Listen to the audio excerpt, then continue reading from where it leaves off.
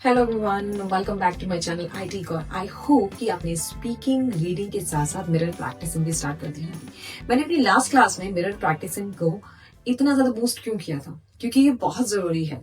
जो lack of confidence आप किसी से इंग्लिश में इंटरेक्ट करते वक्त फील करते हैं, उस चीज को खत्म करने के लिए मिरर प्रैक्टिसिंग बहुत इंपॉर्टेंट है। So keep doing it and please keep yourself away from those social workers जब आप कुछ बोलते हैं और आपको करेक्ट करने आ जाते हैं और आप अचानक से embarrassment फील करना स्टार्ट कर देते हैं। So please keep doing it, keep speaking, keep practicing and don't let them decide your way। लेकिन उससे पहले जो भी मेरे चैनल पर आज ही आए हैं वो प्लीज मेरे चैनल को सब्सक्राइब कर लें, मेरी प्लेलिस्ट को एक्सेस कर लें, ताकि अब तक जितने कॉन्सेप्ट हमने कंप्लीट किए हैं इंग्लिश को लेकर वो आपको भी क्लियर हो सके और आगे जो हम करने वाले हैं उससे रिलेटेड आपको कोई डाउट्स ना हो। So let's start with our today's concept, यानी WH फैमिली के बाकी के कॉन्सेप्ट। आज स्टार्ट करेंगे हम होम से। आज का कॉन्सेप्ट स्टार्ट करने से पहले एक बार लास्ट क्लास का रिकैप कर लें। लास्ट क्लास में हमने कवर कर चुके हैं जो वो है what, when, where, why and who. Last but not the least, what यानी क्या, व्हेन यानी कब, वेयर यानी कहाँ, व्हाई यानी क्यों और हु यानी कौन। इन चारों से रिलेटेड तो फॉर्मेशन बिल्कुल सेम था, जो चेंज था सिर्फ हु में था। यानी कि इन सबका फॉर्मेशन तो था WH family plus helping verb plus subject plus verb और क्वेश्चन मार्क। सबसे डिफरेंट जो था वो हु था, यानी इसका फॉर्मेशन है WH plus helping verb plus verb और क्वेश्चन मार्क। इसमें क्या मिसिंग है? सब्जेक्ट। इसमें सब्जेक्ट मिसिंग होता है हमेशा। जैसे मैंने बताया कि हु के साथ सब्जेक्ट ही नहीं होता, यानी कि इसमें सब्जेक्ट मिसिंग होता है। इसलिए जब भी हम हु से रिलेटेड पॉजिटिव सेंटेंसेस क्रिएट करते हैं तब उसमें डू, डज और डिड का यूज होता ही नहीं है। लेकिन जब नेगेटिव करते हैं लेकिन तब डू, डज और डिड का यूज होता है। दोबारा एक एग्जाम्पल से मैं आपको समझाने की कोशिश करती हूँ। अगर मैं कहूं कि कौन आता है आज का, सिर्फ ये सेंटेंस ले लेते हैं तो हु कम्स आएगा। लेकिन अगर मैं इसको नेगेटिव बना दूं, कौन नहीं आता, कब आएगा ये? Who does not come. अब इस सेंटेंस में आप डिफरेंस देख रहे हैं कि इस सेंटेंस में, यानी कि जहां पे हमने नेगेटिव यूज किया, नहीं यूज किया है, वहां पे हेल्पिंग वर्ब यूज हो गई। लेकिन जहां पे हमने नेगेटिव यूज नहीं किया, यानी कि एक पॉजिटिव सेंटेंसेस है जिसमें नो, नहीं जैसे वर्ड यूज नहीं हुए हैं, वहां हु कम्स आया, ऐसे यहां लगेगा। अगर मैं इसको बना दूं हु डज कम, तो ये कंप्लीटली रॉन्ग सेंटेंस है। तो इस डिफरेंस को पहचानना बहुत जरूरी है और मैंने अपनी लास्ट क्लास में भी ये चीज कवर की है। एक बार उसको भी गो थ्रू कर लीजिएगा अगर इससे रिलेटेड कोई डाउट है तो। अब स्टार्ट करते हैं हम होम का कॉन्सेप्ट। आज स्टार्ट करते हैं होम। होम का मतलब है हिंदी में किसे, किससे या फिर किसकी। जिन भी हिंदी के सेंटेंसेस में ये वर्ड आते हैं वो होम से स्टार्ट होते हैं। अब इसका फॉर्मेशन भी देख लेते हैं। होम, एक सेंटेंस लेते हैं, तुम किससे मिलने जा रहे हो, क्वेश्चन मार्क। किससे यानी होम, यू यानी तुम, और रहे हो यानी प्रेजेंट कंटीन्यूअस टेंस है, तो इसके हेल्पिंग वर्ब क्या हुए? Is am are. और यू के साथ क्या आता है हमेशा? आर। तो इसमें हेल्पिंग वर्ब हुआ whom are you going to meet. Next example देख लेते हैं। तुमने किससे पूछा, एंड में आ का साउंड है या ई आ रहा है, तो किससे बिलोंग करता है? ये सिंपल पास्ट टेंस से। सिंपल पास्ट टेंस की हेल्पिंग वर्ब क्या है? डिड। तो यहां आएगा whom did you ask।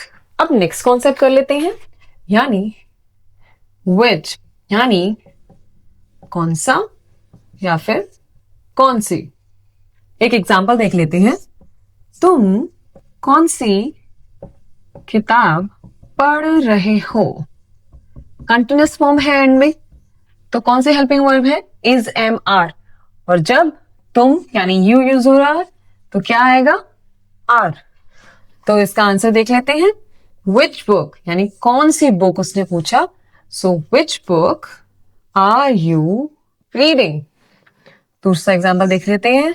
मैं कौन सी ड्रेस खरीदूं. बताया था जब भी चंद्र बिंदु आए तो क्या यूज होगा उस सेंटेंस में. शेल. और शेल के साथ क्या आता है हमेशा. वर्ब की फर्स्ट फॉर्म. सो इसका भी बना लेते हैं. Which dress shall I buy. Formation का हमेशा ध्यान रखिएगा. मैंने कई लोगों को ऐसे बोलते सुना है which book you are reading, यानी वो आर को यू के बाद प्रोनाउंस करते हैं. That is completely wrong. जब भी आप WH फैमिली कर रहे हैं या इंटरोगेटिव सेंटेंसेस बना रहे हैं, हमेशा याद रखिए कि सब्जेक्ट से पहले हमेशा हेल्पिंग वर्ब आएगी. जब भी आप हेल्पिंग वर्ब को सब्जेक्ट के बाद यूज करते हैं, आप एक्चुअली उस सेंटेंस को रॉन्ग कर देते हैं. So be mindful. Always use helping verb before the subject line whenever you are speaking interrogative sentences. Next is whose यानी किसका या किसकी. जिन भी हिंदी के सेंटेंसेस जो किसका और किसकी से स्टार्ट होते हैं वो whose में एड ऑन होते हैं. एग्जाम्पल देख लेते हैं. तुम किसकी किताब पढ़ते हो. ता है ते है तो सिंपल प्रेजेंट टेंस का एग्जाम्पल है. इसमें यूज होगा does. whose book does you read. Next example है. तुमने किसकी मदद ली. तो ये होगा whose help did you take. Quickly wrap up करते हैं. उसके बाद अब रहता है हाउ यानी हाउ मच और हाउ मैनी. उसके बाद व्हाट का एक बहुत ही unique use. Next is how यानी कैसे. जिन भी हिंदी के सेंटेंसेस में कैसे आता है वो हाउ से स्टार्ट होती है. पहला एग्जांपल ले लेते हैं. तुमने इसकी मदद कैसे की. पीछे ई का साउंड आ रहा है यानी पास्ट का सेंटेंस है. सिंपल पास्ट टेंस का क्या होगा helping verb. Did. So how did you help him. Next देख लेते हैं. यह मशीन कैसे कार्य करती है. एंड में क्या आ रहा है. ता है ती है यानी सिंपल प्रेजेंट टेंस. यह मशीन यानी कि किसी एक पर्टिकुलर मशीन की बात हो रही है तो हेल्पिंग वर्ब क्या होगा. डज. सो हाउ के साथ आएगा how does this machine work. अब इसके बाद रहता है हमारा हाउ मच और हाउ मेनी. हाउ मच और हाउ मेनी का एक ही मीनिंग है यानी कितना या कितने. लेकिन इन दोनों में बहुत स्लाइट सा बिल्कुल माइनर सा डिफरेंस है. वो ये कि हाउ मेनी तब यूज होता है जब जिसके बारे में हम बात कर रहे हैं वो काउंटेबल्स हो, यानी कि हम जिसके बारे में डिस्कशन कर रहे हैं उन्हें हम काउंट कर सके. वेदर इट्स लड़के, लड़कियां, किताबें, चेयर, जो भी हम काउंट कर सकते हैं वो सब हाउ मेनी के साथ यूज होते हैं. और जो अनकाउंटेबल्स होते हैं जैसे गेहूं, शक्कर, पैसे, रुपए, वो सब हाउ मच के साथ यूज होते हैं. इनको सेंटेंस के साथ थोड़ा डिफरेंशिएट कर देते हैं. हाउ मेनी का पहला एग्जांपल देख लेते हैं. कितनी किताबें, तुमने कितनी किताबें पढ़ी. हाउ मेनी पे अब पहला एग्जांपल देख लेते हैं. तुमने कितनी किताबें पढ़ी मींस ई का साउंड आ रहा है पीछे तो हेल्पिंग वर्ब क्या हुआ. डिड. सो कितनी किताबें means how many. How many books did you read. Second देख लेते हैं. तुमने कितनी भाषाएं, तुम्हें कितनी भाषाएं आती हैं. So how many languages you know. अब हाउ मच में डिफरेंस देख लेते हैं. तुम एक दिन में कितना कमाते हो. अब क्योंकि आप पैसे की बात कर रहे हो तो ये श्योर तो होता नहीं है कितने पैसे होंगे. How much do you earn in a day. बस यही डिफरेंस है हाउ मच और हाउ मैनी में. आज की क्लास यही रैप अप करते हैं.